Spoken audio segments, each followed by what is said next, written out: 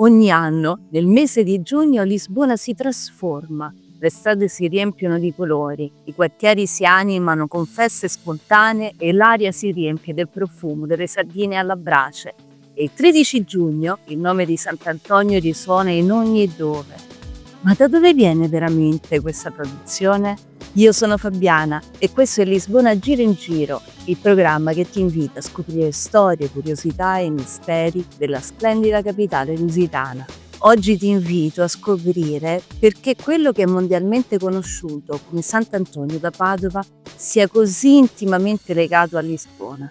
Ti racconterò i momenti principali della festa a lui dedicata, dalla sfilata su Avenida da Liberdade alla festa nei vicoli, fino ai matrimoni promossi dal comune. Scopriremo le origini dei famosi troni di Sant'Antonio e cosa hanno a che vedere le marce popolari con identità e resistenza culturale. Ma ti svelerò anche come dietro la celebrazione più popolare della città si nasconda una storia di ricostruzione culturale. La maggior parte delle persone conosce l'allegria delle feste, il sapore delle sardine e il profumo del basilico. Ma pochi conoscono le vere origini di quella che oggi sembra una festa ancestrale. E per finire, Sant'Antonio, è lui o non è lui il patrono di Lisbona? Se vuoi scoprirlo, avventurati con me fra i vicoli di Lisbona in questa storia festiva.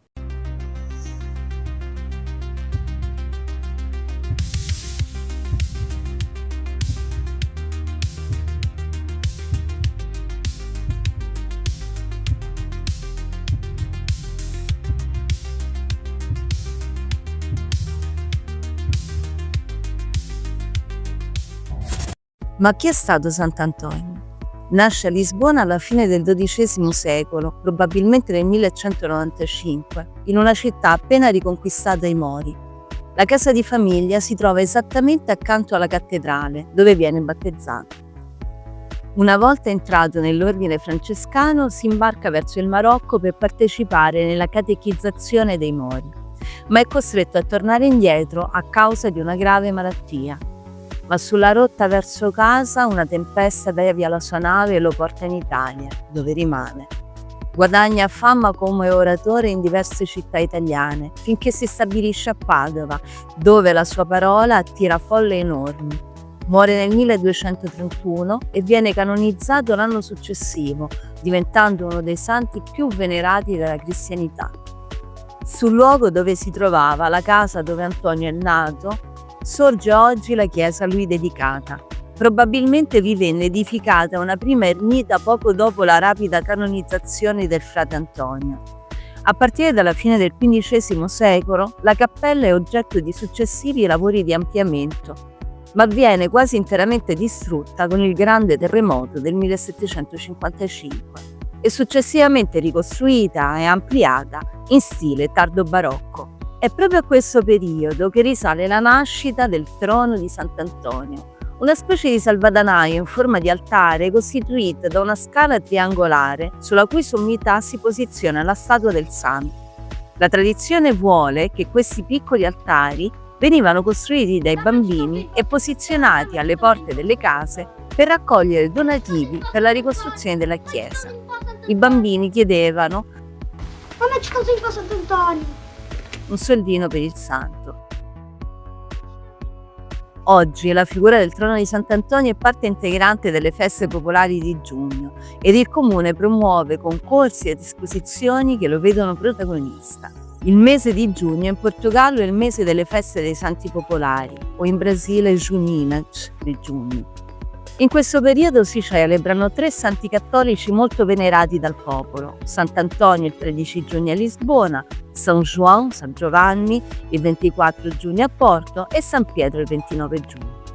Secondo alcuni studiosi, queste feste avrebbero origine in antiche celebrazioni pagane legate al ciclo delle stagioni e al solstizio d'estate, che la Chiesa avrebbe adattato al culto cristiano associandole ai santi di grande devozione popolare.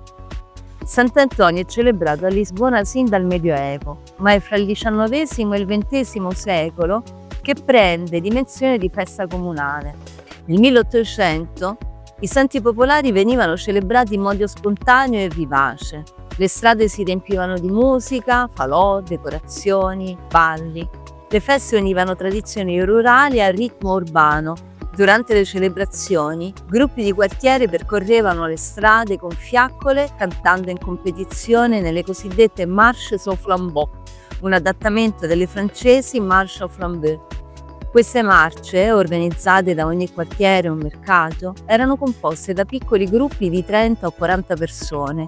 Nel tempo, le fiaccole furono sostituite da lanterne di carta colorata e fuochi d'artificio ispirati a tradizioni cinesi del XVII secolo. Sul finire del XIX secolo, con l'arrivo della popolazione proveniente dalle zone rurali, nacquero piccole comunità con origini comuni che per puro divertimento organizzavano gruppi folcloristici che in questi giorni dedicati ai santi popolari festeggiavano con grande feste di quartiere, arraiais. Sin dai primi anni del 1900 iniziano a sorgere proposte per istituzionalizzare e folclorizzare questa festa e mostrare così Lisbona al resto del paese e del mondo in modo più organizzato, con il fine ultimo di ottenere benefici economici attraverso commercio e turismo. Ma è negli anni 30 del XX secolo che cominciano a prendere forma organizzata le Festas de Lisboa, le feste di Lisbona, così come le conosciamo oggi. Nel 1932, per iniziativa privata, fece la sua comparsa il primo concorso delle marce popolari, organizzato al Parque Mayer, un complesso storico di teatri e intrattenimento del centro di Lisbona. Ne abbiamo parlato nel video sull'Avenida da Libertad. Ma cosa sono effettivamente le Marchas Populares? Si tratta di una sfilata che si svolge nella notte tra il 12 e il 13 giugno e che percorre l'Avenida da Libertad. I quartieri di Lisbona competono con coreografie, costumi colorati e canzoni dedicate alle tradizioni cittadine, da Sant'Antonio alle tradizioni marinare, passando per personaggi caratteristici della cultura popolare, come per esempio le pescivendole. Ogni marcia rappresenta con orgoglio il proprio quartiere, promuovendo lo spirito comunitario e la tradizione lisboeta. Il successo dell'iniziativa fu tale che nel 1934 la sfilata viene istituzionalizzata dall'Estado Novo come parte integrante delle celebrazioni antoniane. Il regime autoritario instaurato in Portogallo nel 1933 da Salazar utilizzò il nazionalismo come strumento per promuovere un'identità culturale unificatrice, escludente e conservatrice. In questo contesto valorizzò e istituzionalizzò le tradizioni popolari, trasformandole in folklore controllato dallo Stato, con l'obiettivo di esaltare l'anima del popolo e rafforzare i propri ideali patriottici e moralistici. Questo fu il primo passo verso un calendario annuale strutturato per le feste di Lisbona. L'obiettivo era trasformare le celebrazioni popolari, fino ad allora spontanee e decentralizzate, in una grande festa cittadina che promuovesse l'identità lisboeta e attirasse il turismo. Con il tempo, il Comune di Lisbona ha assunto un ruolo sempre più attivo nell'organizzazione, coordinamento e finanziamento degli eventi, creando un programma culturale che unisce la tradizione dei quartieri a spettacoli, mostre, feste popolari e concorsi di vario tipo. Un'altra delle manifestazioni legate alle feste antoniane sono i matrimoni di Sant'Antonio, legati alla fama del santo come protettore degli innamorati, una credenza popolare molto radicata in Portogallo.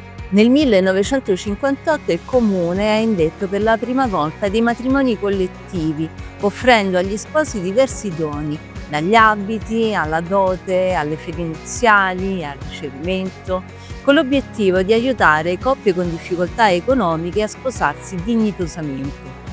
Una manifestazione cara allo Estado Novo, che la considerava un modo per diffondere valori come la famiglia e la morale cristiana.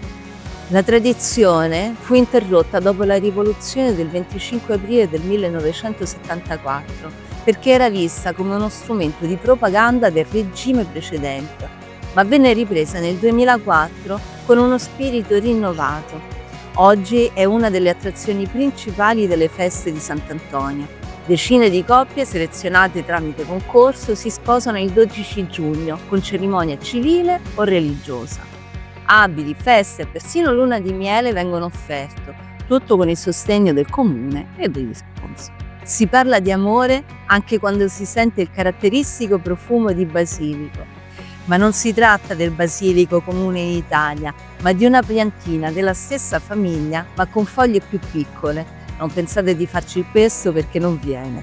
Viene tradizionalmente offerto come regalo nel giorno di Sant'Antonio, accompagnato da un carofano di carta e da una quartina popolare, a poesia di 4 versi.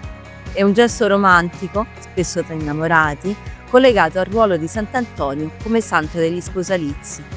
Si dice che sia una pianta delicata, ma da non annusare direttamente, ma solo passando la mano sopra e annusando la mano, il che rafforza l'idea simbolica che l'amore debba essere trattato con delicatezza. Altro profumo caratteristico delle feste dei santi popolari è quello delle sardine alla brace. Infatti, in questo periodo i vicoli di Lisbona si riempiono di piccoli chioschi che servono carne e sardine cotte alla brace. Si mangiano solitamente servite su una fetta di pane oppure nel piatto accompagnate da una deliziosa insalata. Sia il basilico che le sardine sono entrati a far parte dell'iconografia delle feste di giugno, tanto che il comune indice ogni anno un concorso artistico a loro dedicato.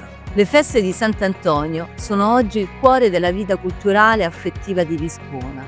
Celebrare il santo significa anche celebrare la città, la memoria collettiva, la solidarietà e il senso di comunità, né solo religione, né solo folklore. Nonostante le origini della festa che conosciamo oggi risalgano ad un periodo buio della storia portoghese, quello della dittatura, e ad un processo di ricostruzione culturale, la verità è che oggi la popolazione locale si rispecchia in una festa viva che unisce storia, affetto e identità urbana. Anche se molti residenti sono purtroppo stati espulsi dai quartieri centrali dal processo di turistificazione in atto e sono stati costretti a trasferirsi in periferia, tornano nei quartieri d'origine per poter partecipare alla marcia come hanno fatto tutta la vita.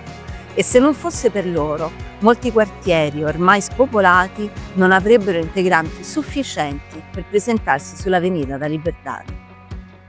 Tra sfilate colorate, tradizioni popolari e la famosa allegria delle strade, vediamo una città che mantiene viva la sua anima, celebrando il santo degli innamorati che da secoli unisce famiglie e comunità. Queste feste sono il collegamento tra passato e presente, dove ogni angolo di Lisbona si trasforma in un palcoscenico di festa, amicizia e condivisione. Ah, e quasi mi dimenticavo! Nonostante la sua grande fama e la devozione popolare, il patrono di Lisbona non è Sant'Antonio, ma San Vincenzo. E se ti è piaciuto scoprire le origini della festa di Sant'Antonio, non dimenticare di mettere un like e condividere il video con qualcuno a cui potrebbe interessare. E adesso andiamo insieme a mangiarci una buona sardina alla brace.